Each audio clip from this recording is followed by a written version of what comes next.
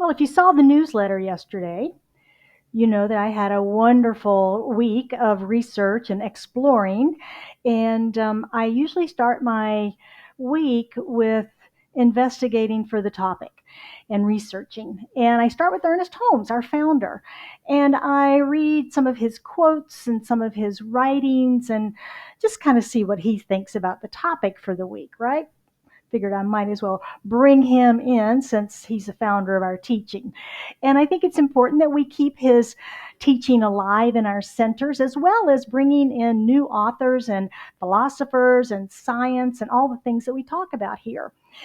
And one of my newer favorite authors is a gentleman by the name of Mitch Horowitz. And we've done a book study or two with Mitch. And he is an author, editor, and a speaker who specializes in the writings of the occult. Now, remember, occult has not always carried the pejorative that it carries today. Okay? It is actually means as a category of esoteric supernatural beliefs and practices which generally fall outside the scope of organized religion. And if Deepak Chopra's perspective on our book of the month is correct, everything falls outside the scope, right, of organized religion unless it is in alignment with their interpretation of the New Testament.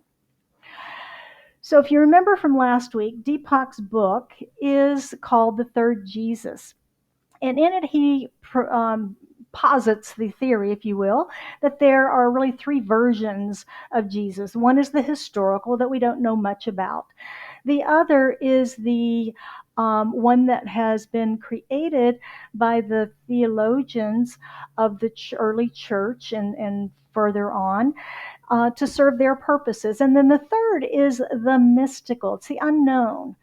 It's the mystical, the Gnostic, the Logos.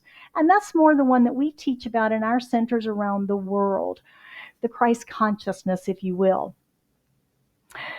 And I don't know if it's that important that we really know that historical Jesus. There are a lot of important people that we don't know, their whole childhood history and who they studied with and all of that sort of stuff. We just know what they did, the results of their inventions, things like that. And so that's sort of what we deal with Jesus that makes him mystical, right? Because we don't know where all of that came from. We don't know any background on him. And this week, as I said in my studies, I was studying some of Mitch's things, some of Ernest's things, and I went back into ancient Greece and further and further and further, way back in the BCs. And, a lot of interesting history and things that happened at that time. So I've gained a real knowledge and appreciation for what was happening just before and way before the time that we've been told that is the timeline for Jesus' ministry. And so I found all of that perspective shifting. And I want to share some of that with you this morning, if you will indulge me. I don't know about you, but I had a tendency to think about the people of the first century as perhaps not well educated, more rural, more agricultural, perhaps. And it's just not true. They weren't. They were not. And think of the scholars, the architecture, the engineering, the sciences that happened. Has anybody been to Egypt or Rome? Haven't seen the ruins? Greece? That stuff's old. It's really old, right? I mean, it goes way back. So there were beautiful engineering and architectural feats that were happening at that time. The sciences were coming. All Pythagoras was an amazing mathematician, and we still use much of his work. So, it was a very enlightened time, if you will. There was this temple, Temple of Karnak. Now, you thought that was just Johnny Carson, didn't you? The amazing Karnak. Remember him? Yeah, no, it was really a temple from 2055 BC. Right? Amazing. just beautiful. Amazing. So there was a lot going on. There was also the Silk Road trade routes between Rome and China. And these were established because the Romans grew a fancy for silk. Silk was only grown in China, and they protected the secret very closely. So that's the only place that they could get it. And it was very expensive because it was quite a travel distance between those two countries. And some merchants began to realize that they could reweave the silk with different fabrics to double it, right? So one piece of silk, they could double it into two by making it thinner and thinner and thinner and thinner to where it got gossamer, to where the leadership at the time said, we've got to put a stop to this because you can just see through those garments. Oh my gosh. People were walking around almost naked. So they went, no, something's not going to work. So they had to get more silk. Well, along with the silk, of course, came all the other wonderful things that commerce brings.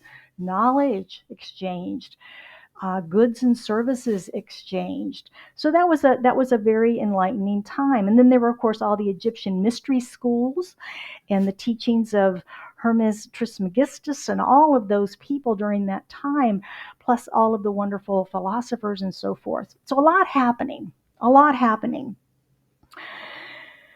So we have to expect, or do we expect? Let me ask you, do we expect that Jesus might have known about some of this stuff? That he might have heard of Plato? I mean, is it possible? And so that's sort of where I started thinking, well, maybe they were not as separate as we have made them. We know that he was hungry for knowledge, right? Because at 12 years old, what happened? He's in the temple with the priests and he's studying, he's talking with them, got left behind for a while. He was hungry for knowledge, but we don't know what happened after that.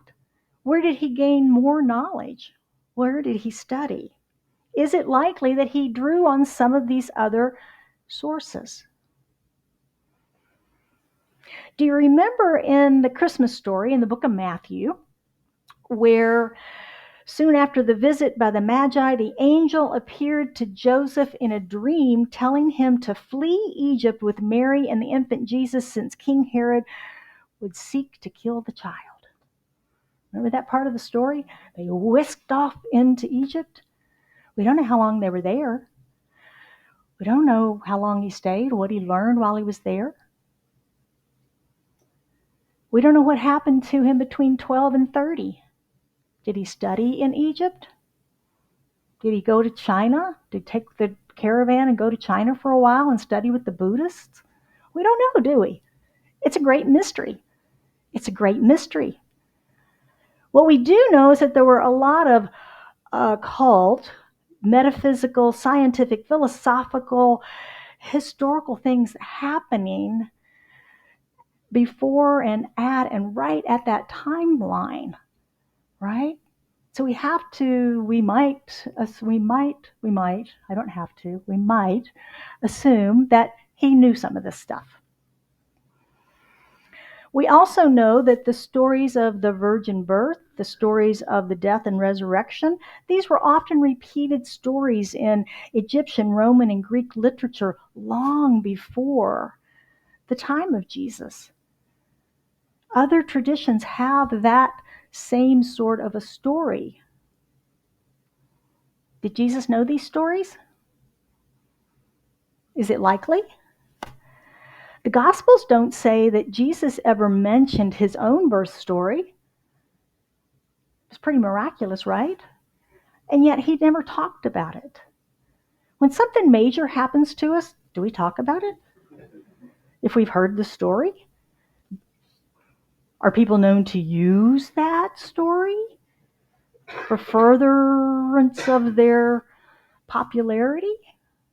He didn't do that, though, did he? He didn't do that. Did he know that story? Lots of mystery, things we'll never know. So my talk today, that's a long introduction, isn't it? It's a long introduction. In fact, Joe wanted to rearrange the slides. He's like, what is all this? That's a long introduction to get us to my talk, which is I am the way, the truth, and the life. I am the way, the truth, and the life. Anybody ever heard that before? Jesus said it. Yeah. Anybody raised in the Christian tradition? Yeah. We know what that meant, right? I learned it at a very young age, what that meant. Today I want to look at it from a little different perspective, if you'll join me with that. Are you willing? Sure. All right, let's look at it differently. This passage comes from the Gospel of John, specifically John chapter 14. I'm using verses 4 through 13. This particular gospel is assumed to have been written around 100 CE. That's about 70 years after Jesus' passing. People only lived between 40 and 50 years old during that time. So it's not likely that this was written by John the disciple, right? It's likely they think that it was written by someone else and that it might have even been a compilation of many people's writings who had been studying what was happening, studying Christianity, and then repeating what they had heard of this teaching. Now, the book of John, I don't know if you've read it, but it's a beautiful, beautiful book. It's one of my favorite in the Bible. It's a very beautifully written, almost poetic sort of writing. And this one is a story of Jesus talking to the disciples, and he knows that the time is near, that the death is going to occur, his persecution. Now, I use the Lambda translation from Aramaic into English because I think it's a little more clear than going from Aramaic to Greek to Latin to English. And Lambda spoke Aramaic and grew up in that part of the world, so he was able to understand the idioms and all of the things of the day, right? The things that happened, the little sayings. And so he was able to clarify some of the things that Jesus said. I read this passage in the Lambda Bible, and then I also read it in many others, King James and the I can't think of all the others, but a lot of other different versions of it. So as I immerse myself in it, I continue to go deeper with it. What does this mean? What does this really mean? And I continue to have to stay with it to get past that childhood stuff, remember? That stuff that's down in the deep basement, right? Because I learned that so long ago, and I had to break through that to really begin to see the light of that teaching. So what I would like to do is share some of what I got, some of my perspectives. And I'll read the verses, and then I'll give you some perspective. Does that work? All right. Jesus is talking, and he says, "You know where I'm going, and you know the way." But Thomas said, "We don't know where you're going. How can we know the way?" Jesus said, "I am the way, the truth, and the life. No one comes to my Father except by me." Can you see how that got literalized? Yeah. I mean, it's pretty, if you read just the words, it's pretty clear.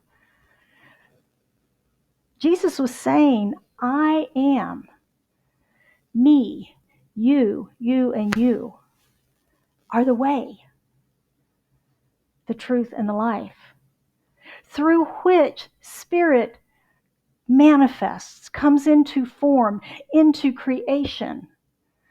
I am the way, the truth, and the life through which Spirit manifests, just like each one of us is. That's the way it works. That's the way it works. Jesus was not saying that he wanted to be worshiped as a god. That wasn't his life. Had he wanted that, he might have told that birth story, right? Use that one. Yeah, he didn't want that. He wasn't saying, worship me. He was saying, follow my lead. I and the Father are one. Spirit creates through me and you and everyone. Follow my lead, not follow me. The end of it is no one comes to the Father except by me. And he's reminding us of his teaching that God is within. No one comes to the Father within except through the self.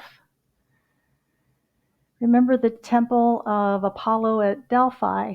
Know thyself, right? Socrates talked about that. Know thyself before you see the oracle.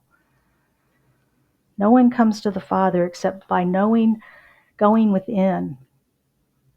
It goes on to say, if you had known me, you would have known my Father also. From henceforth you know him, and you have seen him.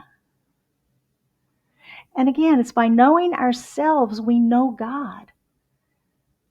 By knowing ourselves we know God. Philip then speaks up and says, show us the Father, and it's enough for us. And Jesus says, all this time I've been with you, and yet you've seen me. And how do you say, show me the Father? How do you say that now?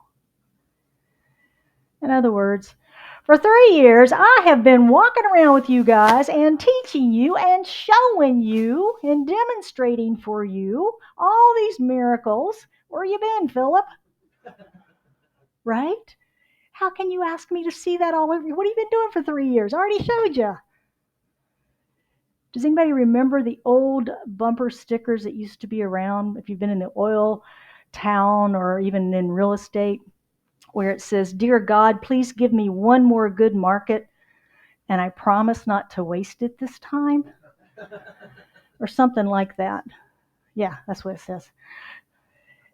And we miss it, right? Oh, gosh, I just want one more market. I promise I'll behave this time, and I'll do it right, and I'll save, and I'll get in early. I'll get out early. How is this us? How is this us? Have you ever been there? I have. I have. It's like, oh man, I missed it. How is this us? We teach this as part of our gratitude and manifestation process, don't we? Also, Wayne Dyer taught this as part of his message when he said, believe it and you will see it. Remember that? He flipped that around, but we flip it around the other way, don't we? Like we're all from Missouri or something. Show me and then I'll believe it. Show me, but then I'll believe it.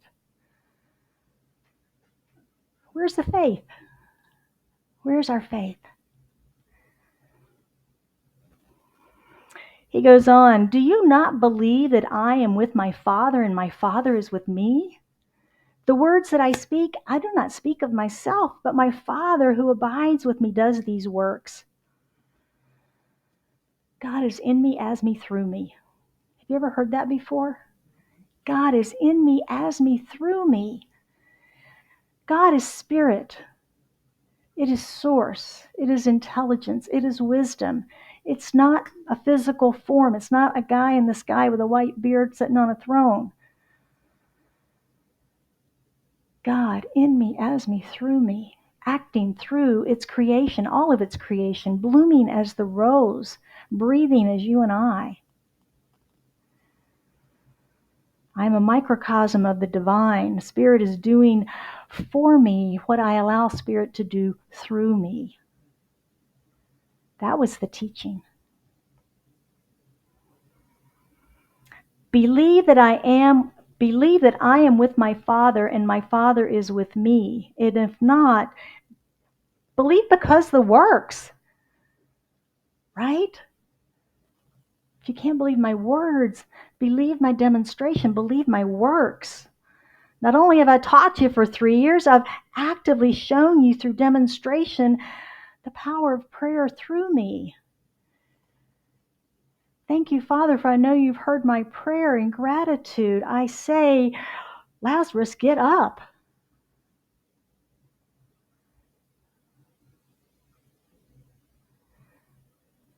The teaching is God in me, through me, as me. I've told you and I've shown you through action.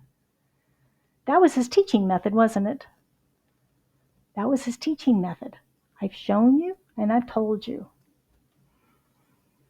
Is that where we got it in our educational system? Write it, hear it, write it at the same time? Yeah. Number 12, 12th verse. I changed this one. She who believes in me shall do the works which I do, and even greater than these she shall do, because I am going to my Father. That could also be literalized, couldn't it? We create miracles in our lives every day, don't we? I mean, just the fact that we can stand up amazes me sometimes. When I see a skeleton, it's like, how do we stand up and walk around?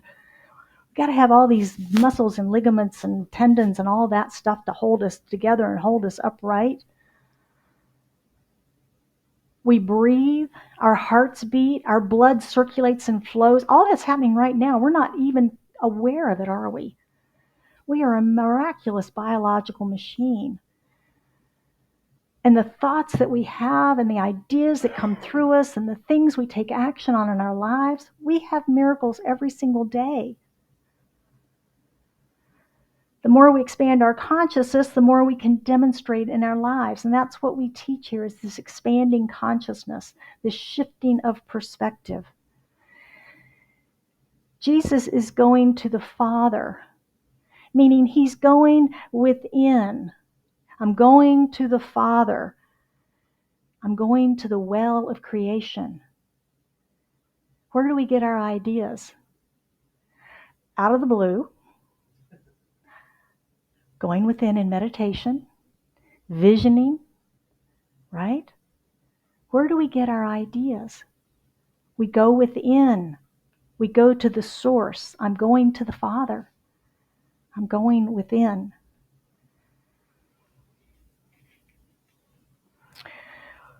Whatever you ask in my name, I shall do it for you, so that the Father may be glorified through the Son. I think that is such a beautiful statement when we think about the Father glorified through the Son. Each of us is sons and daughters of the divine. And we glorify Spirit when we allow that manifestation to come through us. Think of the rose, allowing that bud to come forward and blossom into the beautiful bloom. That's allowing the glory of Spirit to be expressed in the beauty of the bloom. We are each that. We are that expression of the divine, glorifying Spirit. We unify with the divine in our prayers, and we ask or state our truth in our spiritual mind treatment.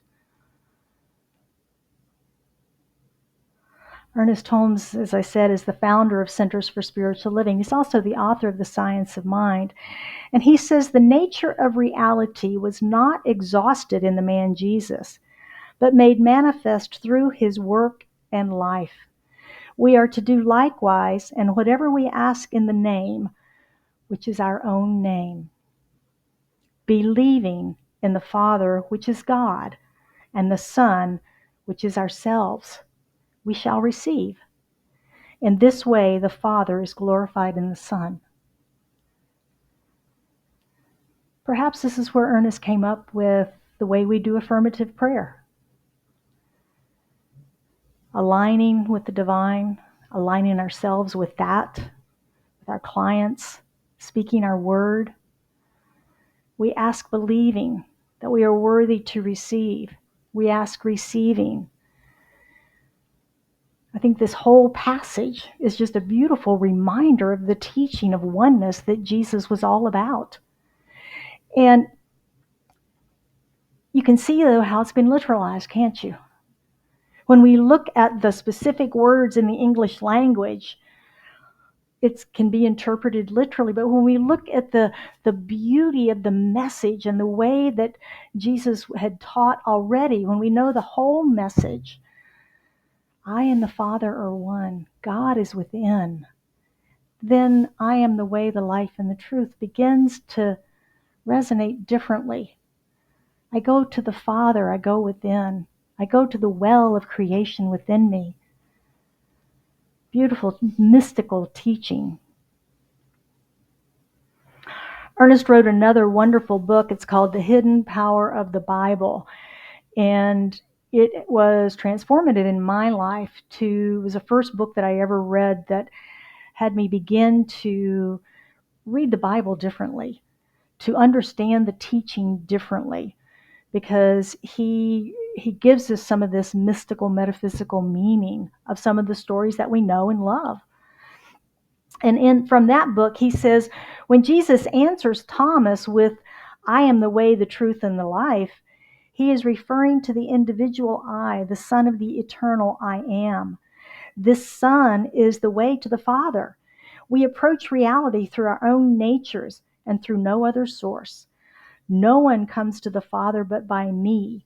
God is within, and it is within that we meet God. The inward gaze alone can reveal the Father. I think Jesus used the word Father for two reasons. One, it was much more intimate. And culturally, in his time, it was a term of respect. And the second is, just like today, the word God carried a lot of baggage. They had the God of the Old Testament, right? He was the guy with the beard and the sword and all that stuff, kind of mean. And Jesus was trying to teach the loving God.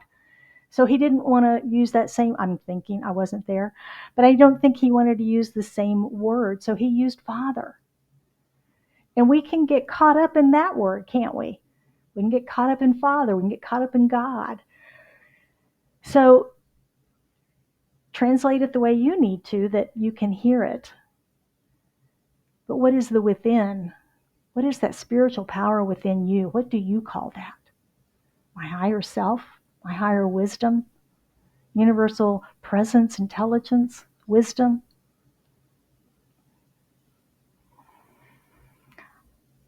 I came away this week thinking how fascinating it is that these people lived, witnessed, learned to heal with Jesus during that 3-year period, and yet still had doubts.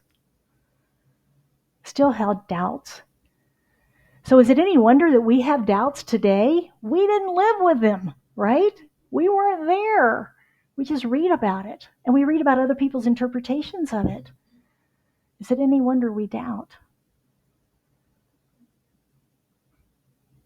And yet, through this teaching of new thought and the going within and the practices and the principles that we teach, we can begin to build our own personal relationship with the God of our understanding, with the higher wisdom within us. And that's what we do. That's how we do it. That's how we do it. Has anybody ever had a manifested prayer? Yeah, answered prayer? Sure. You were the way, the truth, and the life through which Spirit made manifest, whatever that answer to that prayer was. If I've seen you, and I see you, I've seen the Spirit. I've seen Source. And that was the message. That was the teaching. Ernest said, this life of the divine, we feel, but we do not see. We see only what it does through us, never the thing itself. Our teaching is oneness, metaphysics, philosophy, science, and new thought, new interpretation of these hidden meanings of sacred scripture. The Science of Mind, Ernest says, is a compilation of the world's best sacred traditions, sacred writings. It's a compilation of the best of all of those that he has brought forward. Continuing study and practices is what holds my interest in this, that expanding and deepening in it, and recognizing that, there's this surface, I am the way, the truth, and the life, but there's so much more below that. It's like that picture of the iceberg, right? This is the part that we read the words, but when we go deeper, oh my goodness, and it just keeps going. That's the beauty of the teaching. I hope that it intrigues and appeals to you as well. So if you'd like to study these principles and practice them, I invite you to sign up for our Mindful Monday newsletter. It's a Monday morning newsletter that is a recap of today's talk and also has these practices that we're going to talk about this morning that you can then take into your life and embody, use, play with, to embody these concepts in your life and use them. So this week, or you can sign up with the QR, email me, or sign up in the lobby. So this week I only have one homework assignment. How about that? Yeah, usually I have 2 or 3. And it is know thyself. We've been talking about that all morning. Know thyself. Not only was it on the Temple of Apollo, but Aristotle later said knowing yourself is the beginning of all wisdom. It's the beginning of all wisdom. Self-knowledge is the sum total of who you really are, not what you do. It is not the masks that we wear. It is not the roles that we play. It is not whether we're wife, husband, brother, sister, employee, employer, or any of that stuff.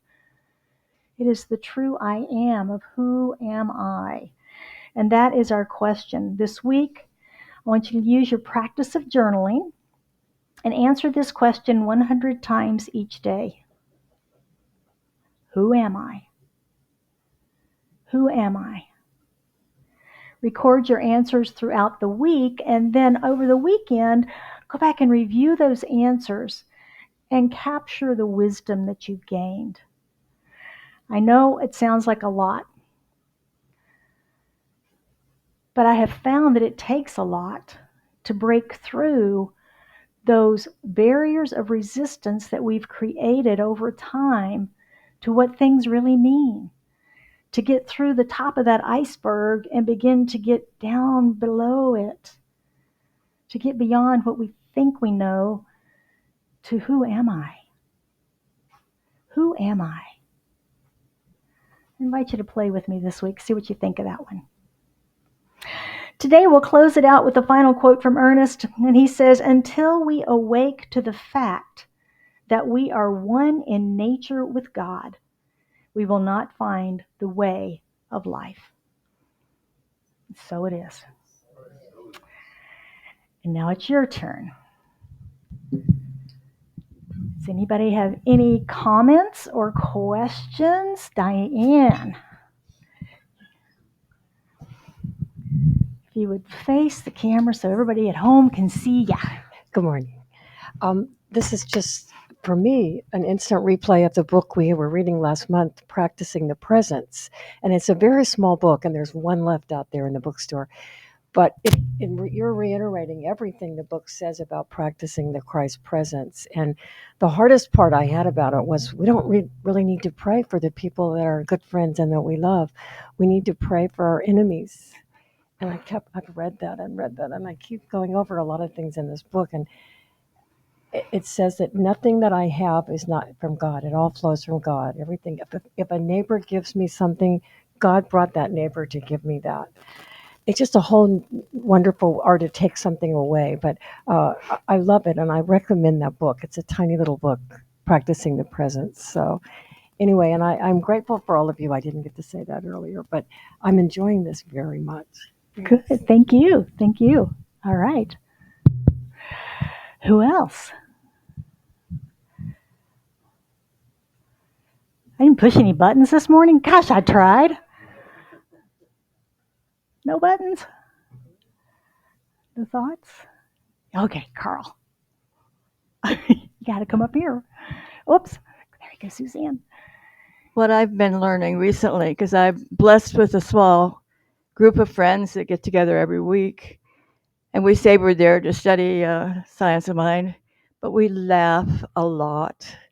And we think that's probably the most powerful spiritual practice that we engage in. And I just am learning now to stop when I start getting fearful or anxious or confused and say, everything you need, dear, is right here and right now. And everyone you see and hear about or read about is a spiritual being. And they, like yourself, are looking for the way to wholeness, the way to fulfillment, the way to joy. Beautiful. Thank you, Suzanne.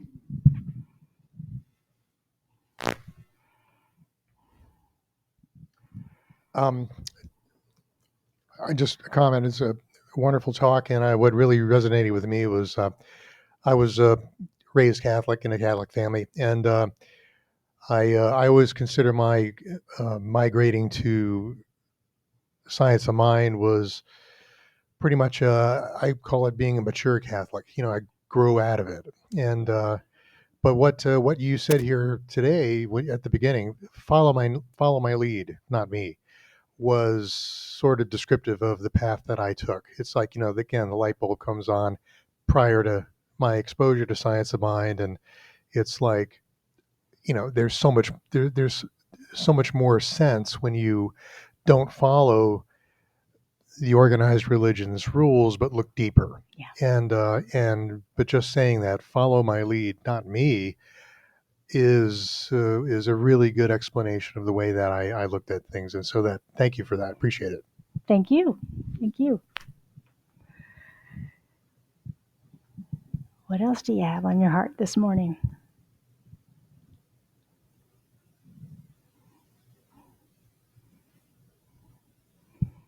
Y'all are getting quiet on me.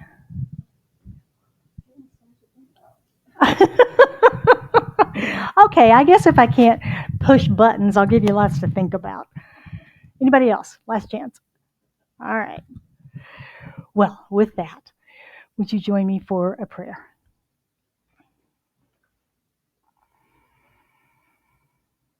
As we come together this morning and recognizing the one source of all that is, the infinite power and presence that is God, the Father. It is infinite intelligence and wisdom. It is love, unconditioned, unconditional, pressed down to overflowing. That which is loved so much that it creates of itself all that is. I am a manifestation of it, and as I know that for myself, I know that for each of us gathered here today, those joining us online, those watching later, we are all connected in this oneness, this wholeness, and this unity of life.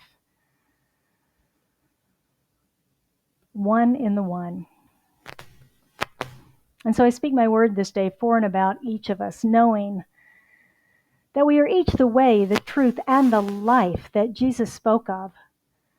For we are all individualized creations of the divine through which it expresses, as only we can, individually, uniquely, manifesting life around us, through us, inspired by the ideas of spirit,